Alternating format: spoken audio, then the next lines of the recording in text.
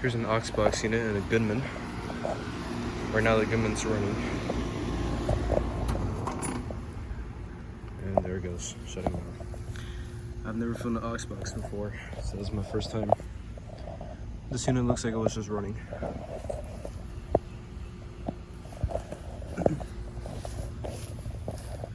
This is from 2019, and it's a 2.5 ton. And as for the Goodman, looks a lot older. This is a 13-tier unit. It's got 4 nice fan blades on it too.